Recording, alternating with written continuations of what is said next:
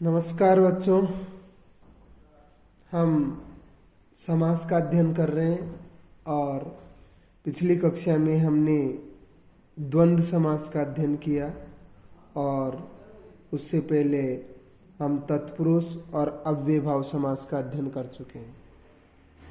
आज हम अध्ययन करेंगे बहुव्रीहि समास। जिस समास में अन्य पद के अर्थ की प्रधानता होती है उसे बहुव्रीहि समास कहते हैं। अन्य पद के अर्थ की प्रधानता था जो पद दिए हुए होते हैं उनकी प्रधानता न होकर कोई दूसरे ही पद की प्रधानता होती है, अर्थात इसका समस्त पद एक विशेषण के रूप में प्रयुक्त होता है और तीसरा अर्थ देता है। बहुव्रीहि समास होने पर समस्त पद स्वतंत्र रूप से अपना अर्थ नहीं बताते हैं, अपितु वे विशेषण के रूप में काम करते हैं। अर्थात अपना अर्थ नहीं होता है, वो एक विशेषण के रूप में काम करते हैं। बहुव्रीहि समास की पहचान है कि अर्थ करने पर जहां, जिसको, जिसने, जिसका, जिसमें आदि अर्थ निकले। तो बहुव्रीहि समास में दोनों पदों की प्रधानता न होकर अन्य पद की प्रधानता होती है और यह एक विशेषण के रूप में प्रयुक्त होता है। बहुव्रीहि समास के दो भाग हैं। पहला समानाधिकरण बहुव्रीहि। इस समास में दोनों पदों में प्रथमा विभक्ति का प्रयोग होता है, अर्थात जब हम समास विग्रह करते हैं तो दोनों पदों में प्रथमा विभक्ति लगाई जाती है और उसके बाद अर्थ के अनुसार यत् शब्द का रूप और समस्त पद के लिंग विभक्ति और वचन के अनुसार तत्शब्द का रूप का प्रयोग होता है। जैसे प्राप्तोदकः, यहां पर दो शब्द हैं, प्राप्त और उदक। उदक मतलब पानी। प्राप्तम उदकम यम स, प्राप्त हो गया है पानी जिसको वह। यहां पर अर्थ के अनुसार जिसको आया तो यत् शब्द का द्वितीय विभक्ति का प्रयोग किया और समस्त पद प्राप्तोदकः पुल्लिंग प्रथमा विभक्ति एक वचन है तो अंत में तत्शब्द का पुल्लिंग प्रथमा विभक्ति एक वचन लिखा। इसी प्रकार जितेंद्रियः, जितानि इंद्रियाणि येन स, जीत ली है इंद्रियां, जीत ली गई है इंद्रियां जिसके द्वारा। यहां पर जिसके द्वारा आया अर्थ के अनुसार तो तृतीय विभक्ति यत् शब्द की येन और समस्त पद पुल्लिंग प्रथमा विभक्ति का है, इसलिए सह, कोई भी पुरुष हो सकता है जिसने इंद्रियों को जीत लिया है। दत्त भोजनः, दत्तम भोजनम यस्मै स, दे दिया है भोजन जिसको वह, कोई भी भिखारी। यहाँ पर जिसको है और देने के योग में चतुर्थी विभक्ति होती है, अतः यहाँ पर यत् शब्द का चतुर्थी विभक्ति लगाया है और अंत में तत्शब्द का पुल्लिंग समस्त पद के अनुसार। पतित पर्णः, पतितम पर्णम यस्मात् स, गिर गए हैं पत्ते जिससे वह, कोई भी पेड़। यहाँ पर पतितम पर्णम के स्थान पर हम बहुवचन का प्रयोग भी कर सकते हैं, पतितानि पर्णानि यस्मात् स, गिर गए हैं पत्ते जिससे वह, कोई वृक्ष। अर्थात यहाँ पर पतित पर्ण का कोई भी अर्थ नहीं है, तीसरे ही अर्थ में प्रयुक्त हो रहा है ये वृक्ष, इसलिए ये बहुव्रीहि समास के उदाहरण है। पीतांबरः, पीतम अंबरम यस्य स, पीले हैं कपड़े जिसके वह, श्री कृष्ण। जिसके आया यत् शब्द का षष्ठी विभक्ति लगाया और समस्त पद के अनुसार तत्शब्द का पुल्लिंग होने के कारण सह। पीतानी अंबरानी भी यहाँ पर हम कर सकते हैं। दशानन, दस आननानी यस्य स, 10 मुख हैं जिसके वह, कौन, रावण। इसी प्रकार चतुरानन चत्वारि आननानि यस्य स, 4 मुख हैं जिसके वह ब्रह्मा। इसी प्रकार महाशय महान आशय यस्य स, कोई भी पुरुष। तो इसमें हमने देखा, इन सभी उदाहरणों में हमने देखा कि पहले दोनों पदों को प्रथमा विभक्ति में वचन के अनुसार अर्थ के अनुसार लिख देते हैं और उसके बाद में यत और तत् शब्द का रूप लगाना बहुत महत्वपूर्ण है। वो अर्थ के अकॉर्डिंग यत शब्द का रूप लगेगा और अंतिम जो समस्त पद है उसकी लिंग विभक्ति और वचन के अनुसार तत् शब्द का रूप लिखा जाता है। अब समास विग्रह करते समय दोनों पदों को प्रथमा विभक्ति में लिखते हैं। अभी हमने उदाहरण देखे, उसमें हमने जो भी पद है उनको सबसे पहले प्रथमा विभक्ति में लिखा और उसके बाद तथा अर्थ के अनुसार यत शब्द का प्रयोग करते हैं। जैसे 10 मुख है जिसके यत शब्द का रूप, जिसके षष्ठी विभक्ति आई और उसके अकॉर्डिंग यत शब्द का प्रयोग किया, एवं समस्त पद के लिंग विभक्ति के अनुसार अंत में तत्शब्द का रूप लिखते हैं। और एक उदाहरण हम देखते हैं यहाँ पर, जैसे नीलोत्पलम।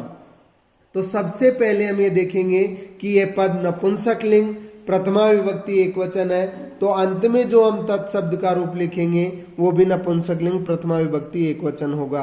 अब नील और उत्पल है, इनको हमने प्रथमा विभक्ति में लिखा, नीलम उत्पलम, नीले कमल है जिसमें वह, कोई भी तालाब हो सकता है। तो जिसमें अर्थ आया, तो जिसमें हमारा सप्तमी विभक्ति है और यत शब्द का सप्तमी विभक्ति का रूप लिखा हमने यस्मिन और समस्त पद के अनुसार हमने अंत में लिखा तत्। इसी प्रकार दत्त धना, दत्त और धन है तो दत्तम धनम लिख दिया, दे दिया है धन जिसको, वह कोई भी व्यक्ति हो सकता है।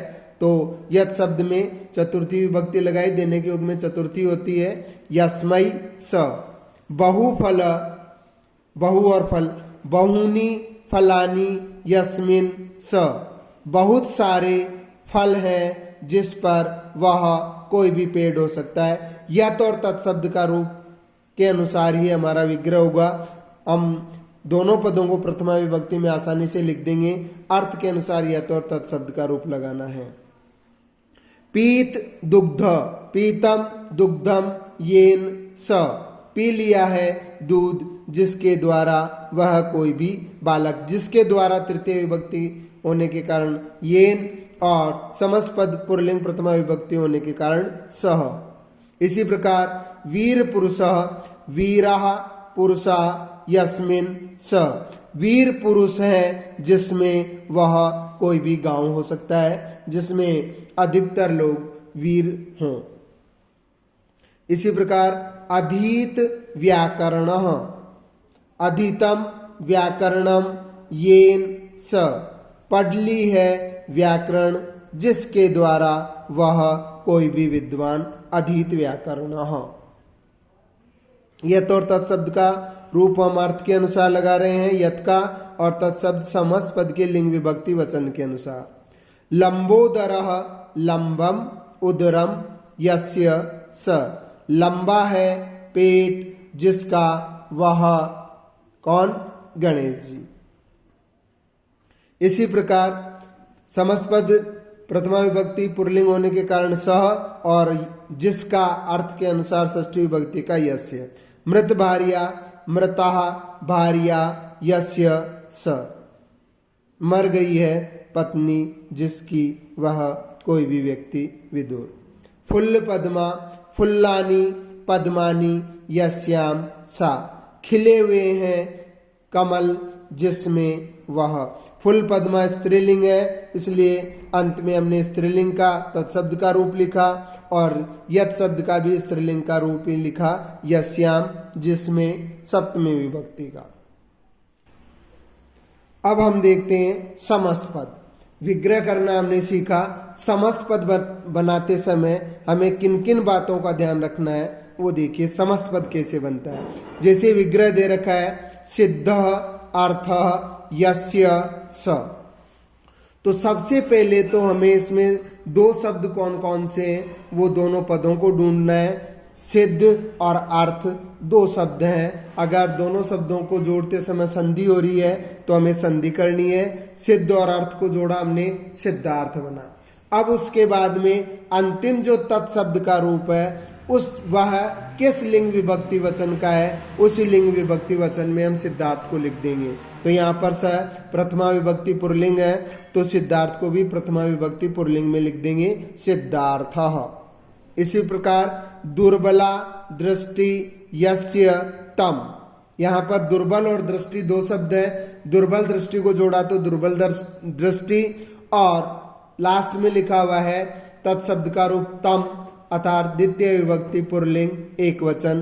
तो दुर्बल दृष्टि को हम द्वितीय विभक्ति एक वचन में लिखेंगे, दुर्बल दृष्टिम। नतम पृष्ठम यस्य स।